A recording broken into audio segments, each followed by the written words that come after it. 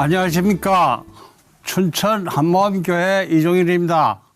저는 2000년 대형 교통사고로 인해 장기간 병원 생활을 하다가 회사를 퇴직하고 우여곡절 끝에 딸아이가 살고 있는 춘천으로 이사를 오게 되었습니다. 제 집사람은 원래 아주 착실한 불교 신자였습니다. 이런 사람이 이사를 오자마자 절이 아닌 교회로 나가는 것이었습니다. 아무리 여자의 마음은 갈대라지만 수십 년 쌓아온 관세음보살이 하루아침에 도라비 타불이 되어버렸습니다. 이는 아마 오래전부터 딸과 사이가 예수님을 믿으라고 간절하게 부탁해 온 것으로 압니다. 저는 원래 종교나 신앙 이런 쪽에는 아무 관심도 흥미도 전혀 없는 사람이었지만 집사람의 개종 결심은 참으로 놀라웠습니다.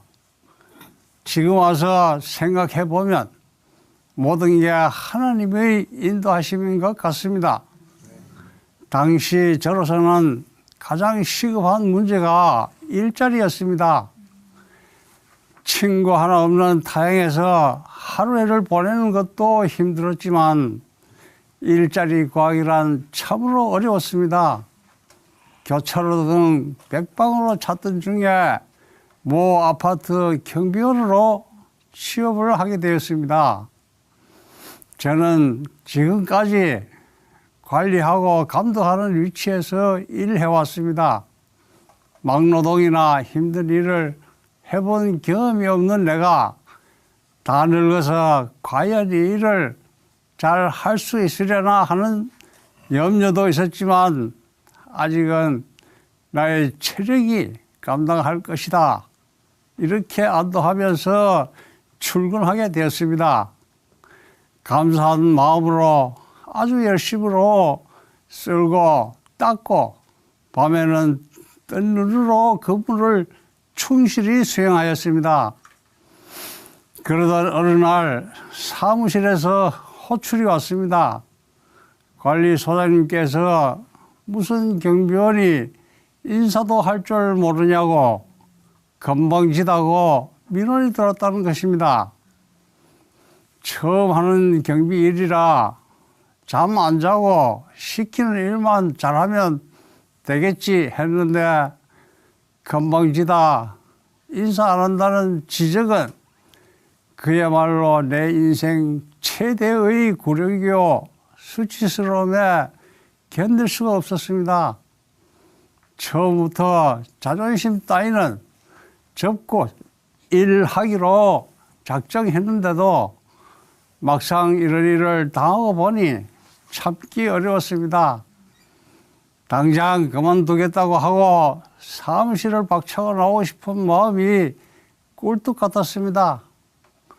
하지만 이 나이에 지금 나가면 내일은 어디 가서 무엇을 할까 생각하니 앞이 안 보였습니다. 고민하다가 내 타고난 성품을 이제 와서 어찌하랴.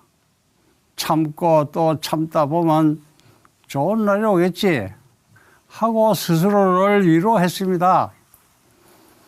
이후로 인사 잘하고 열심히 일을 하다 보니 어느새 8년 세월이 지나 정년이 되어 퇴직을 하게 되었습니다. 돌이켜 생각해 보면 입사 초기에 너무나 당연한 주민들의 요구사항인데 그 알량한 자존심 때문에 굴욕이니 수치니 하며 마음 아파했던 것 같습니다. 이곳 춘천으로 오면서 딸과 사이로부터 교회에 나가자고 수천의 요청을 받았지만 한 번도 생각해 본 적이 없는 나에게 교회라니 씨알이 먹힐 리가 만무했습니다. 나는 안 나간다고 아주 확실하게 못을 박았습니다. 그런데 작전이 바뀌었는지 손녀들이 둘이서 할아버지 교회 나오세요. 천국 가셔야죠. 지옥 가면 어떡해요? 하면서 매달리는데 난감하기 짝이 없었습니다. 올 것이 왔구나 하는 생각이 들어서 우선 할아버지가 퇴직하면 그때 갈게 이렇게 지나가는 말처럼 하곤 했는데 정말 퇴직하는 날이 왔습니다. 이 날을 기다렸다는 듯이 자식들은 내일 당장 교회에 가자고 했습니다. 평생 동안 한 번도 교회에 관해 생각해 본 적이 없는 내가 왜 이 쓸데없는 일에 고민을 해야 되는지 걱정되고 꽤 부담스러웠습니다. 하지만 기왕에 한 약속이니 일단 한번 나가보자고 작심하고 평소에 잘 입지도 않던 양복을 차려입고 처음으로 교회에 갔습니다. 드디어 목사님이 등장하시고 설교 말씀이 선포되는데 무슨 말인지 무슨 뜻인지 알 수가 없었습니다.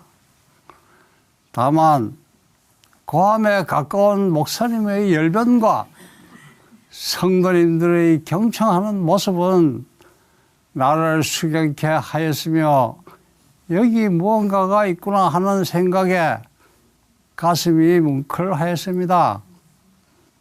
마지못해 따라 나선 이 길이었지만 내 운명적인 길이라면 이렇게 끌려만 가지 말고 긍정적으로 참여해보자 결심하고 우선 교회에서 선포되고 있는 말씀과 간증들을 매일매일 모두 보았습니다. 처음 대하는 성경책은 정말 골이 아팠습니다. 전혀 알 수 없는 단어들과 이해할 수 없는 문장들로 가득 찬 성경책을 읽으려고 하니 눈만 아프고 한 장 보기도 힘들었습니다. 처음으로 접하는 말씀이 소설책 읽듯 쉽게 이해될 리가 있겠냐 하며 마음을 고쳐먹고 성경책을 읽기 시작했습니다. 말씀을 보기 전에 하나님께 기도하고 보면 말씀을 쉽게 볼 수 있다는 주변의 말을 따라 기도하고 봤습니다. 그런데 우리 속담에 갈수록 태산이란 말이 있듯이 성경책을 보면 볼수록 의문투성이었습니다. 한 예로 물고기 뱃속에서 3일씩이나 있다가 살아서 나왔다는 요나의 표정이나 떡 5개와 물고기 2마리로 5,000명이 먹고도 남았다는 등 내 상식으로는 도저히 이해할 수가 없었습니다. 아무리 제자들이 보고 들은 것을 사실적으로 기록한 역사책이라 할지라도 도저히 납득도 안 되고 전혀 믿어지지도 않았습니다. 남들 다 잘 믿는 하나님을 나는 왜 믿지 못하고 토만 자꾸 다른가? 스스로를 책망하고 몇 번이고 회개했습니다. 예배 때마다 강조하시는 목사님의 부활 말씀을 수천 번, 수만 번도 더 들었음에도 마음 한구석 찝찝한 것은 세상의 찌들은 세월 때문이라고 스스로 변명하고 있었습니다. 그러던 중 죽은 자 가운데서 다시 살아나신 후에야 제자들이 이 말씀하신 것을 기억하고 성경과 예수의 하신 말씀을 믿었다는 말씀으로 언제부터인가 제 마음이 움직이기 시작하였습니다. 저는 예수님이 이 땅에 왔다 가신 아주 훌륭한 사람이고 십자가에서 죽은 것과 부활하셨다는 사실은 이미 들어서 잘 알고 있었습니다. 하지만 어떻게 사람이 죽었다가 다시 살아날 수 있나 하는 의심은 여전히 버리지 못하고 있었습니다. 그런데 제자들도 예수님이 부활하신 후에야 예수님이 진짜 하나님이라는 사실을 인정하고 믿을 수 있었다는 말씀을 통해 부활은 내 생각으로 이해하고 믿을 수 있는 것이 아니라는 것을 깨닫게 되었습니다. 그리고 저도 부활을 전하다가 순교한 제자들을 통해 예수님이 진짜 부활하셨다는 사실을 마음에 믿을 수 있게 되었습니다. 네. 오직 예수님의 부활만이 성경 말씀을 모두 믿을 수 있게 하는 확실한 증거임을 알고 보니 성경 말씀의 이해도 믿음도 배가 되었습니다. 그제서야 저는 회개하고 예수님을 나의 주, 나의 하나님으로 고백하게 되었습니다. 그리고 나서 얼마 후 오랫동안 드리던 조상 제사를 파하고 추도 예배를 드리게 되었습니다. 그런데 이는 말처럼 쉬운 일이 아니었습니다. 나부터도 돌아가신 부모님 길에 후손들이 한자리에 모여 절 한 번 하는 것이 왜 안 되는지 납득이 되지 않았습니다. 그래서 딸에게 그 근거를 찾아오라고 했는데 고린도전서 10장 20절 말씀에 이방인의 제사하는 것은 귀신에게 하는 것이요 하나님이 원치 않는 것이라는 말씀을 보게 되었습니다. 그리고 저는 몇 날을 두고 고민을 하다가 예수 믿는 사람이 귀신에게 절하다니 이건 아니다 하는 마음을 정하게 되었습니다. 그리고 즉시 동생들에게 편지를 써서 제사를 파하고 추도 예배를 드리겠다고 통보하였습니다. 예상대로 믿지 않는 두 동생은 불참하였지만 믿는 형제들과 자식들은 모두 모여 추도 예배를 드리게 되었습니다. 동생들도 세월이 가면 형의 마음을 이해하겠지 이렇게 스스로를 위로하였습니다. 지난해에는 어머님 기일이 피서철이라 동해 바닷가에 펜션을 하나 얻어 온 가족이 모여 추도 예배를 드리게 되었습니다. 전 가족 100%가 참여하여 의미 있는 추도 예배를 드리고 부활 복음의 말씀도 나누면서 즐거운 하루를 보냈습니다.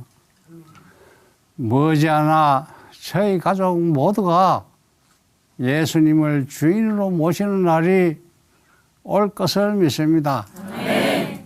또 한 분은 우리 교회 지체들이 간증하는 방송 프로에 나왔는데 그들은 하나같이 기막힌 인생을 살던 자들이 복음으로 다시 살아난 간증이었습니다.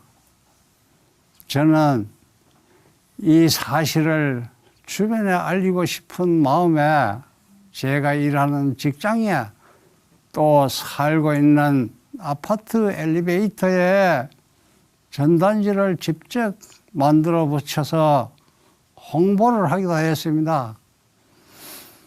왜냐하면 복음이면 무엇이든지 다 고침을 받을 수 있는 놀라운 하나님의 은혜에 많은 사람들이 동참하기를 바랬기 때문입니다. 얼마 전 일입니다. 저의 남동생이 암으로 세상을 떠났습니다.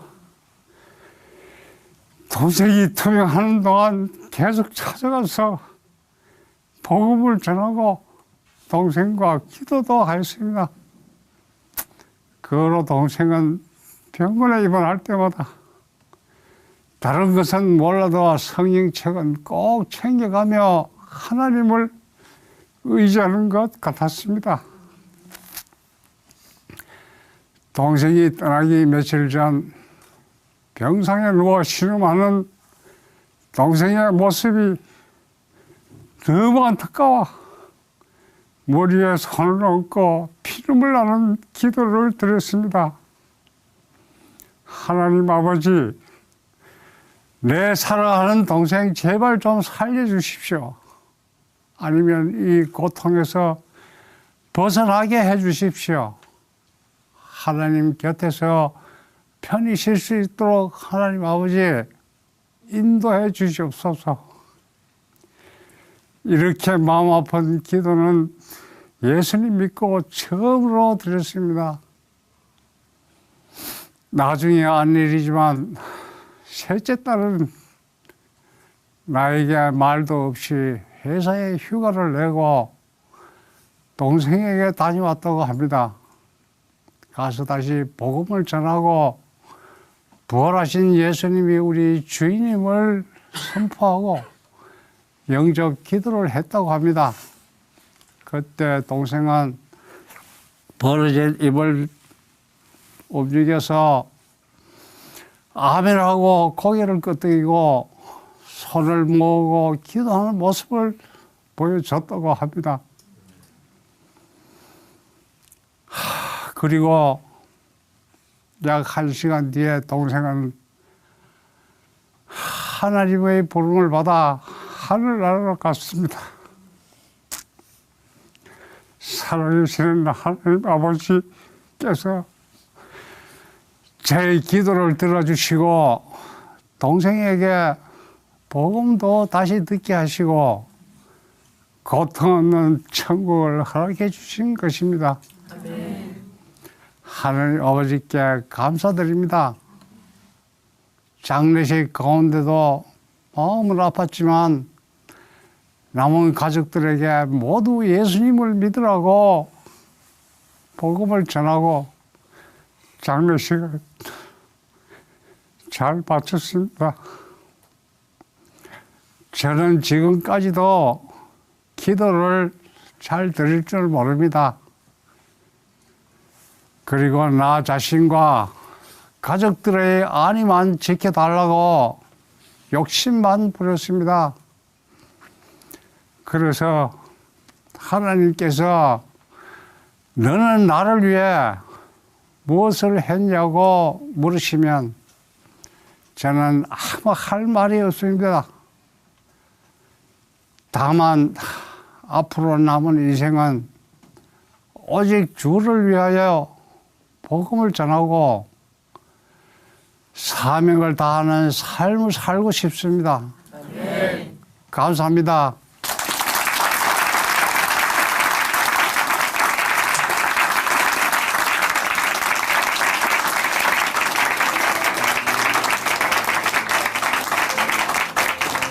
양복이 정말 멋들어지게 잘 어울리는 그런 멋쟁이 신사 우리 이종인 형제님. 처음 그 양복 곱게 차려입고 교회를 찾았던 그 발걸음, 우리 하나님 보시기에 얼마나 아름다웠을까라는 생각을 해봤습니다. 형제님의 그 향기 나는 인생에서 묻어나오는 간증이라 그런지 어느 때보다도 더 깊은 울림과 또 감사, 감동이 있었던 간증이었던 것 같네요.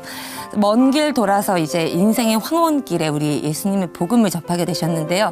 형제님의 그 소원, 온 가족이 함께 우리 하나님께 영광 돌릴 수 있는 그날이 함께 속히 올 수 있기를 우리 박수로 함께 응원해드리고 함께 힘을 실어드리도록 하겠습니다.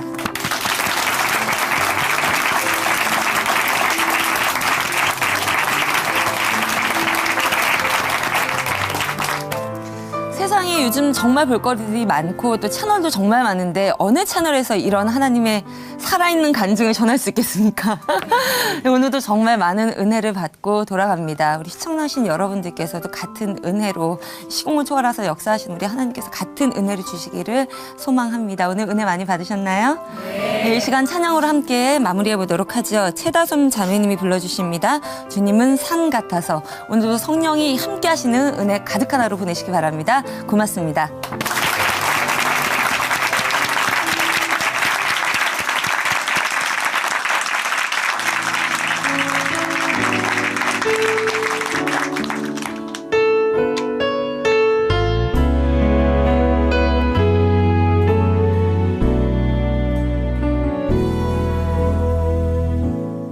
안개가 날 가리워 내 믿음 흔들리려 할 때 나 주님께 나아가네.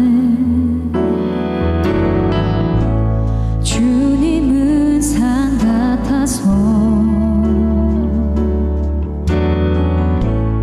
여전히 그 자리에